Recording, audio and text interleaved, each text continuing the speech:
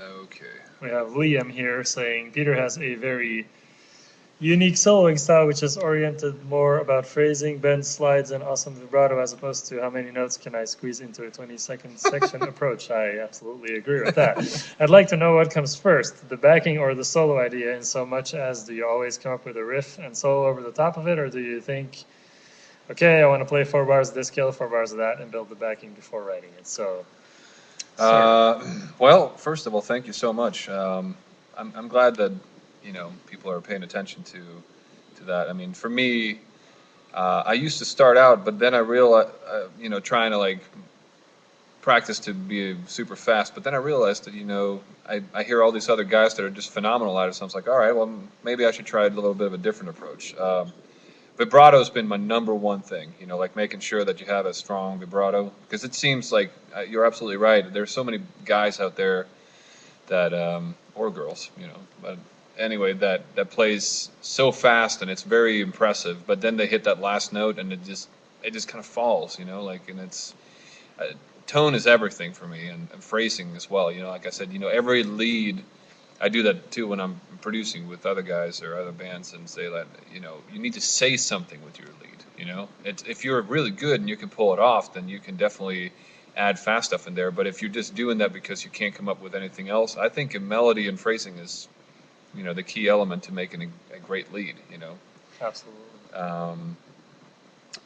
And as far as like me writing it, I usually write the solo section first and then feel out the chords, and see what works. And if there's something that doesn't, that's a little iffy, then I might change that around. I mean, my approach to writing a solo section has changed quite a bit since I listen back to records like Chain Art Machine and Predators, and I'm like, wow, it's kind of almost like a song behind the leads, which is awesome. And I think um, as I progress as a guitar player, now that I feel more comfortable carrying the melodies over maybe a little bit more of a simple structure. Um, but I can't say that I write my lead before I actually write this section. I kind of try to improvise over it. Well, there you go, guys. I think that was all we had for the printed questions, but I saw there were a few live questions coming up here, so we'll try and answer those as well. So, first off, we have Prog Maniac saying, "Hey guys, are there lots of solos in this new album?" I think we can confidently say that yes, there will be a lot of solos in this new album. Yeah. Between this guy here and Sylvain, believe me, you're not going to be disappointed when it comes to solos. I think there's actually probably a lot more than there were in the past couple of albums, and there will be a little bit longer too. So Yeah. I don't know what you say, Peter. But, No, I agree with you. I think that we're gonna. Sylvain is such a fantastic guitar player. I mean, I think it just makes sense for him to get space on this record as well. And we've started going back to like trying to get like two solo sections without making it like but still keeping the whole section very interesting, instead of just like, okay, we need to do two solo sections just because we're going to fill up space and make guitar leads. There's no point in doing that in the song, Right. But you mainly want to try and make sure that you have two separate solo sections that have two different feels. So we haven't decided who's going to play what part yet. So I was going to see when we come down there, but I'm going to put a blowtorch up Sylvain's butt and make sure that he'll be shredding on this one for sure. Yeah, I'm not too worried about that myself. Then there's also several people asking us questions about how long we're going to tour in the States and when we're playing in their town and so forth. And all we can say is that we really don't know at this point. We usually do at least 2 US tours per album, so I'm thinking it's not going to be any difference. So we will come to, a lot of different places as much as we can. And as for any precise cities or dates, that's usually first place. It's not really up to us, and second place, it's really not something we're preoccupied with right now. So sorry, we can't answer those questions really in detail. You'll just have to wait and see what comes up. There's also, let's see if there's any more questions here. Will you guys? Here's Kevin asking, will you guys ever work with Devin Townsend again? What do you think of his latest stuff? Have you heard his stuff? Yeah, I heard the new record. I thought that one was great. Okay. Yeah, I mean, I like the previous one too, Key, but I think this new one is I mean, I think he's doing a 4 album thing Yeah, where yeah. every one of them represents a certain part. But I really, really dug it. There's some really cool stuff on this one. We've talked about using Devin on this one, but I think we had conflicting schedules, Yeah. and so we discussed what the best option would be, and I said I would gladly produce this record, and the guys wanted to give it a shot, so I think hopefully you won't be disappointed. I'll work my butt off. We have no worries. It's going to be great. Um, let's see if there was anything else. Will there be more melodic stuff in the vein of Figure Number 5 on this next record? I don't know. I mean, it's always hard to compare new songs to older albums. We really don't think that way. We just, I know for people who know the records, it's a logical way to think like, okay, maybe this is my favorite song or my favorite album, so we're wondering if this or that is gonna be on there. I mean, every album is different. Like Peter said, it's kind of connected every time too. I mean, it's a very diverse album, I would say. I mean, it's like really. I think this album, I say that every time. It's like, oh, it's got a little of everything. But this one really does have,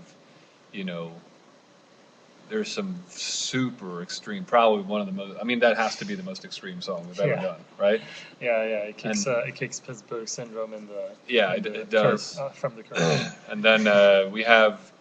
I mean, there's not really that mellow stuff, but it's like we didn't really think about the fact that every song has to stick to a certain formula to fit the album. We kind of wanted it to be more of a fun record where, every song kind of has its own little feel, and one song, even if it's completely different, if you compare it to like maybe the most brutal one, is still a cool song. So I guess we just wanted to get an overall diversity that we haven't gotten before. Right. Absolutely. Yeah. It's always a very natural thing, and we don't really sit and think about it so much. We just look at what ideas we have, look at what songs people come up with and work on them, and whatever we all agree is great ends up on the album. So that's pretty much how it goes. Sorry, let's see here. Any other questions? The new album has a name already. Yes, it is called The Panic Broadcast. Let's see, what else have we got here? Do you guys like Devo? Whip It. Yeah, great band. What else do we got? I'm just looking through your questions here, guys. What is your favorite movie ever? Oh, ever? That's a tough one. I mean, my favorite movie right now would probably be Avatar. Dirk hasn't seen it yet, but that was amazing. I mean, there's favorite. I mean, for me, it probably is The Big Lebowski. Yeah, and I'm gonna have to go with the Holy Grail, Monty Python, just because it's such a classic, silly movie. I love silly stuff. Did you guys make Peter do anything crazy or ridiculous to rejoin Soilwork? That's a good one. Oh man, if we have to tell you all that stuff. Yeah, they made me shave my head. That's what it was. No, it was just good timing, and we're very happy to have Peter back. It's great. It's a very good feeling. In any possible tour of the album, would you come to South America? Well, that's something we can actually answer. We are working on that. We've never been to South America, but we're very much in the works of making that happen. So you guys, all the people in South America who would like to see Soilwork, you can pretty much count on us coming there sooner than later. Right. Soon updates about that on our website. Let's see here, what else is there? Will you guys ever tour with Darkane again? Well, that would be great. I wouldn't mind. They're great people, great band. Absolutely. Very good friends of ours, each and every one of them, so that would be a lot of fun. And someone here Zach asks, are you guys fans of American metal bands, Mastodon or Mudvayne? We love Mastodon. Yeah. That's for sure. I'm not very familiar with Mudvayne's music personally, but Mastodon is an absolutely fantastic band. Their newest album is insane. Yeah, I agree. Great drummer, great band. Yeah, love them. Let's see, have we got any new questions here? Let's see. Rock out on those drums for a hot minute. Yeah, I don't think that's gonna sound very good, guys, with this camera.